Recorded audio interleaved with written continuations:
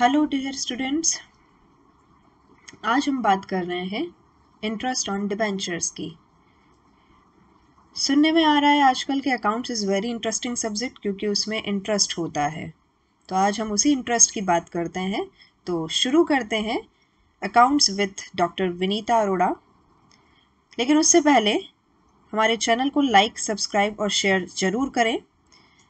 आपके अच्छे कंटेंट के लिए हम बहुत मेहनत करते हैं, इसलिए कोशिश करिए कि हमारे चैनल को सब्सक्राइब करें और जो भी हम कंटेंट आप तक देते हैं उसे अच्छे से पढ़ें।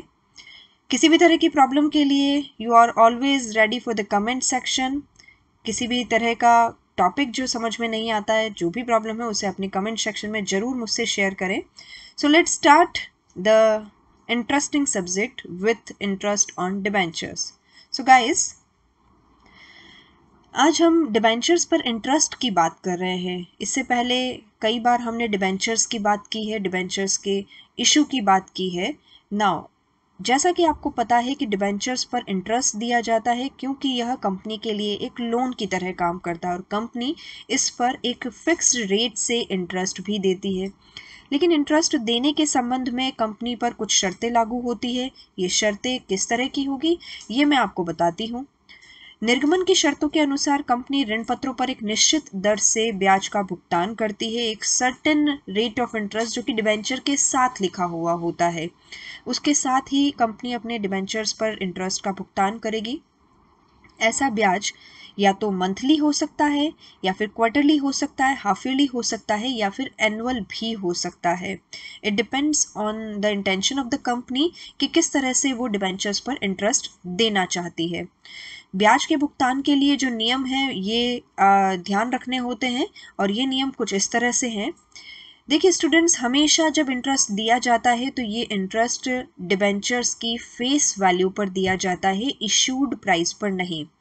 थोड़ा सा मैं आपको क्लियर करना चाहूँगी। Face value is the value जो कि कंपनी की पार वैल्यू होती है, जिस पर कंपनी अपने डिबेंचर्स को लिखती है, अपने डिबेंचर्स पर लिखी होती है जो वैल्यू, वो अंकित मूल्य कहलाता है। और निर्गमित मूल्य या इशूड वैल्यू जिस पर कंपनी अपने डिबेंचर्स को इशू करती है, it may be on the discount, it may be on the premium, it may be on the par. लेकिन अंकित मूल्य जो कंपनी जब डिबेंचर इशू करती है तो डिबेंचर पर जो मूल्य लिखा हुआ होता है वो अंकित मूल्य कहलाता है या फेस वैल्यू कहलाता है। और जिस प्राइस पर डिबेंचर्स को इशू किया जाता है वो प्राइस उसका इशूड वैल्यू, इशूड प्राइस कहलाता है। अगले पॉइंट की बात करें तो ब्याज का भुगतान केवल देय तिथि को ही होगा। देय तिथि से मतलब ड्यू डेट से है, और यह जो ड्यू डेट है it can be monthly, it can be quarterly, it can be half yearly, it can be annually. It depends on the condition of the company. ब्याज देय तिथि को जो ऋण पत्रों का पंजीकृत स्वामी होगा उसे ही ब्याज दिया जाएगा। यहाँ पर ध्यान रखिएगा, जब ब्याज देना है, जब ड्यू डेट है, उस ड्यू डेट पर कंपनी के रजिस्टर्ड में डिबेंचर्स का स्वामी कौन है। हमने जब टाइप ऑफ डिबेंचर्स की बात की थी तो मैंने आपको बताया था कुछ डिबेंचर कन्वर्टेबल भी होते हैं, कुछ डिबेंचर ट्रांसफरेबल्स भी होते हैं। तो ऐसी कंडीशन में जब डिबेंचर्स को इंटरेस्ट देना है, जब डिबेंचर होल्डर्स को इंटरेस्ट देना होगा, तब कंपनी के रजिस्टर में उन डिबेंचर्स के संबंध में जिसका नाम लिखा होगा, जो पंजीकृत स्वामी होगा, रजिस्टर्ड ऑनर होगा, उसी को ही वो ब्याज का भुगतान किया जाएगा। तो ये ब्याज की कुछ शर्तें हैं, इन्हें आप जरूर से ध्यान रखें। नाउ, इंटरेस्ट ऑन डिबेंचर से रिलेटेड कुछ जर्नल एंट्रीज कभी कभी एग्जाम में भी पूछी जाती है। बहुत सिंपल सी जर्नल एंट्रीज है, ये हम अब देखते हैं। यदि ब्याज का देय होता है, जब इंटरेस्ट ड्यू होता है बच्चों, तो इंटरेस्ट ड्यू होने के संबंध में जो एंट्री की जाएगी वो कुछ इस तरह से होगी। Debenture interest account debit to debenture holder to tax deducted at source. देखिए यहाँ पर मैं आपको क्लियर कर देना चाहती हूँ, एक तो टीडीएस का पॉइंट आपके सामने आता है। ये टैक्स डिडक्टेड एट सोर्स क्या है? इन जनरल जब भी कोई इनकम अर्न होती है तो इनकम अर्न होने की जगह पर ही टैक्स काट कर इनकम अर्नर को दिया जाता है, जिसे वो इनकम प्राप्त होने वाली है उसे दिया जाता है। यहाँ पर भी सेम कंसेप्ट है, क्योंकि डिबेंचर होल्डर को ब्याज की इनकम होने वाली है, ब्याज की इनकम होगी इस कंडीशन में जहाँ पर वो इनकम उपार्जित हो रही है यानी कंपनी में, तो उस इनकम पर पहले ही टैक्स काट कर दे दिया जाए।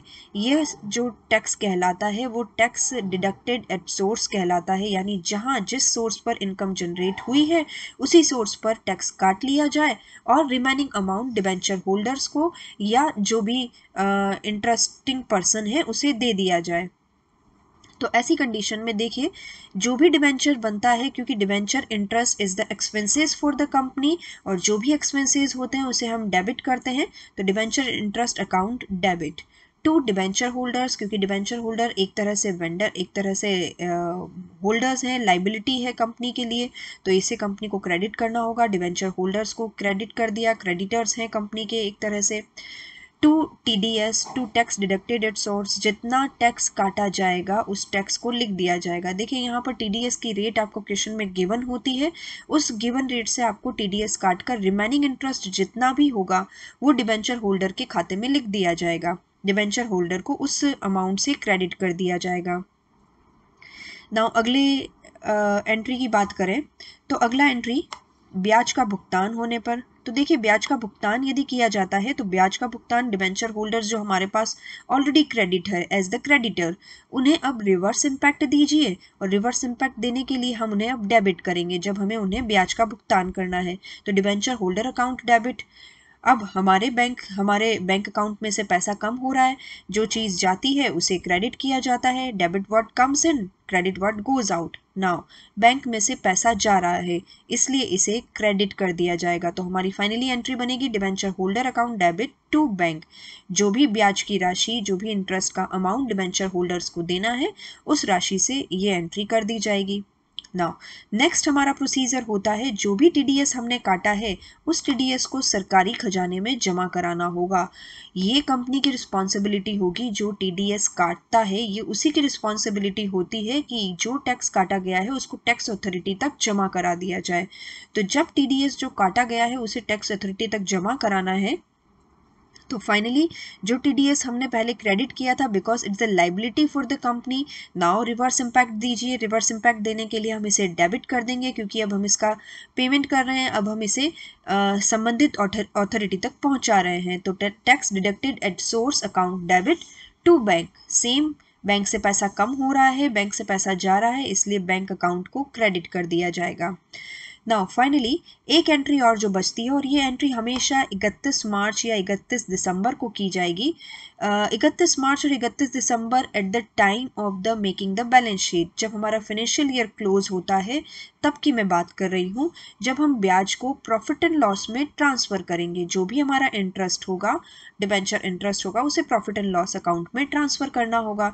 सो गाइज फाइनली हमारी एंट्री होगी statement of profit and loss account debit to debenture interest, क्योंकि डिबेंचर इंटरेस्ट एक कंपनी के लिए एक एक्सपेंसेस है और आप अच्छी तरह से जानते हैं प्रॉफिट एंड लॉस अकाउंट के इसे डेबिट साइड में लिखा जाता है। तो डेबिट साइड में लिखा जाता है तो हम सिंपल एंट्री बना सकते हैं statement of profit and loss account debit to debenture interest. जो भी ब्याज की राशि हमने डिबेंचर होल्डर्स को दी होगी, इस ब्याज की राशि से हम इसे एंट्री को पूरा करेंगे। सो गाइज ये 4 एंट्री आपको इंटरेस्ट ऑन डिबेंचर्स के मामले में ध्यान रखनी है। जब भी प्रश्न में इंटरेस्ट डिबेंचर्स पर इंटरेस्ट देने के लिए आपको कहा जाए तो ऐसी कंडीशन में ये 4 एंट्रीज को आपको करना ही है। लेकिन एक बात और ध्यान रखिएगा, यदि प्रश्न में किसी तरह का TDS का कोई क्वेश्चन नहीं किया गया है, TDS पर किसी तरह की कोई बात नहीं की गई है, तो आपको इसमें TDS से रिलेटेड जो भी एंट्री है उसे हटा देनी है। जहाँ पर भी हमारा टैक्स डिडक्टेड एट सोर्स लिखा गया है उसे आप हटा देंगे। जहाँ पर भी हमारा tax deducted at source to bank लिखा जा रहा है उसे हम हटा देंगे। तो सिंपली जिसके बारे में क्वेश्चन में आपको पूछा गया है उससे रिलेटेड आप एंट्रीज अपने क्वेश्चन के सोल्यूशन में देंगे। तो देखिए जल्दी से हम शुरू करते हैं। क्वेश्चन मैंने आपको दिया है, यहाँ पर इस क्वेश्चन को हम सॉल्व करके देखते हैं। थोड़ा सा ब्लर है लेकिन इसको मैं आपको हेल्प करती हूँ उसको पढ़ने में और इसको सॉल्व करने में। ध्यान दीजिएगा और इसको अच्छे से समझने की कोशिश कीजिए। 1 अप्रैल 2018 को एस लिमिटेड के 100 रुपए वाले 5,000 12% डिबेंचर्स 5% डिस्काउंट पर इशू किए गए। इससे पहले देय प्रार्थना पत्र के साथ पूर्ण भुगतान के बदले में निर्गमित कर दिए गए। देय प्रार्थना पत्र के साथ निर्गमित कर दिए गए यानी इश्यू ऑफ डिबेंचर की एंट्री है जो एक ही बार में कंप्लीट अमाउंट ले ली गई है, यानी एक ही बार में कंप्लीट कोई इंस्टॉलमेंट नहीं दी गई है, कोई allotment first call second call नहीं दिया गया। कंप्लीट एप्लीकेशन और अलॉटमेंट फर्स्ट के साथ ही सारा का सारा अमाउंट ले लिया गया है।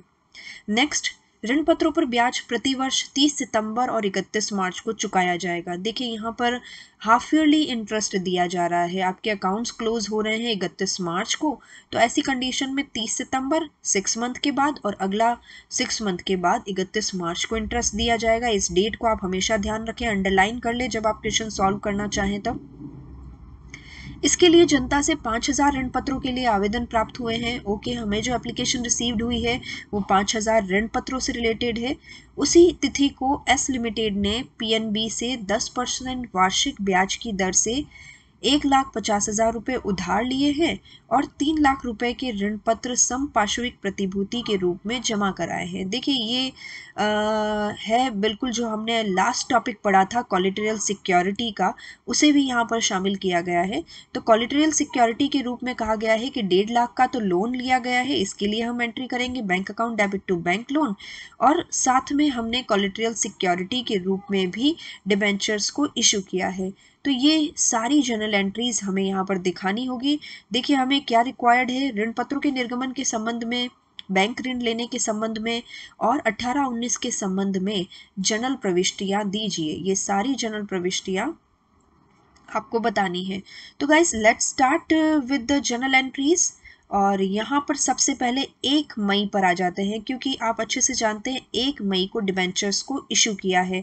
हमने यहाँ पर आपको बताया भी है कि 1 मई 2018 को डिबेंचर्स इशू किए गए हैं। तो 1 मई 2018 को डिबेंचर्स इशू किए गए हैं और किसी भी तरह का कोई इंस्टॉलमेंट नहीं लिया गया है, सारा लमसम अमाउंट इकट्ठा कर लिया गया है। तो ये लमसम अमाउंट के हिसाब से हम यहाँ पर बात करेंगे bank account debit to debenture application and allotment.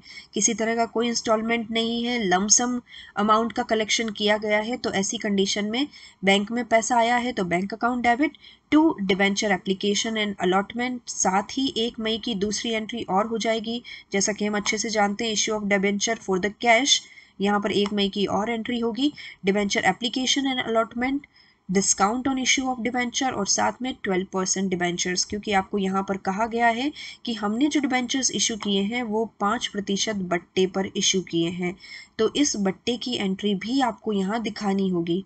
तो देखिए अमाउंट की बात कर लेते हैं हम। सबसे पहले हम सेकंड एंट्री के अमाउंट की बात करते हैं, debenture application and allotment account. हमारे पास डिबेंचर्स 5% डिस्काउंट पर इशू किए जाने वाले हैं। तो यहाँ पर 100 रुपीज़ का एक डिबेंचर है और इस पर 5% डिस्काउंट माइनस कर दिया जाए तो 95 रुपीज़ पर डिबेंचर्स इशू किए जाने हैं। तो यहाँ पर देखिए टोटल हमारे पास रिसीव्ड एप्लीकेशन है 5000 डिबेंचर्स की। 5000 डिबेंचर्स रिसीव्ड हुए हैं तो सिंपली यहाँ पर अमाउंट जो बनेगी received application multiplied by value of the debenture. हमारी वैल्यू ऑफ द डिबेंचर क्या है, 100 रुपीज़, जो कि इसका फेस वैल्यू है, माइनस 5% डिस्काउंट। तो इस तरह से 5000 मल्टीप्लाइड बाय 95, तो हमारे यहाँ पर अमाउंट मिलती है 4,75,000 रुपीज़ की। Now discount on issue of debenture की बात करते हैं। डिस्काउंट के लिए बात करेंगे तो हमारे पास डिस्काउंट है 5 रुपीज़ का। तो सिंपली डिस्काउंट के लिए total number of application that is the 5000 multiply by 5 rupees, it is 5000 multiply by 5, it is the 25,000 का अमाउंट हमें यहाँ पर मिला है। और टोटल जो हमारे 12% डिबेंचर्स हैं, ऑफकोर्स 5000 डिबेंचर्स हैं, 100 रुपीज़ के डिबेंचर्स हैं, तो सिंपली 5000 ऋण पत्रों के लिए आवेदन प्राप्त हुआ है और 100 रुपये वाले डिबेंचर्स हैं तो 5 लाख पर हमारा ये डिबेंचर्स इशू होगा। नाउ बैंक में हमें कितना अमाउंट मिलेगा, बैंक की एंट्री की बात करते हैं। क्योंकि हमें 5% तो डिस्काउंट मिला है, इस डिस्काउंट को कंपनी खुद कंपलसेट करेगी, तो हमें बैंक में केवल 4,75,000 रुपये ही पब्लिक से मिले होंगे। यानी हमारे डिबेंचर होल्डर्स ने डिबेंचर होल्डर से हमें 4,75,000 रुपये मिल गए। 25,000 रुपये कंपनी खुद डिस्काउंट दे रही है। फाइनली 5 लाख रुपए के डिबेंचर्स हमने इशू कर लिए। नाउ अगले एंट्री पर चलते हैं। देखिए 1 मई को लोन भी लिया गया है। यहाँ पर देखिए उसी तिथि को सत्या लिमिटेड ने पंजाब नेशनल बैंक से 10% वार्षिक दर से लोन लिया है 1,50,000 रुपये का। तो सिंपल एंट्री कर दीजिए।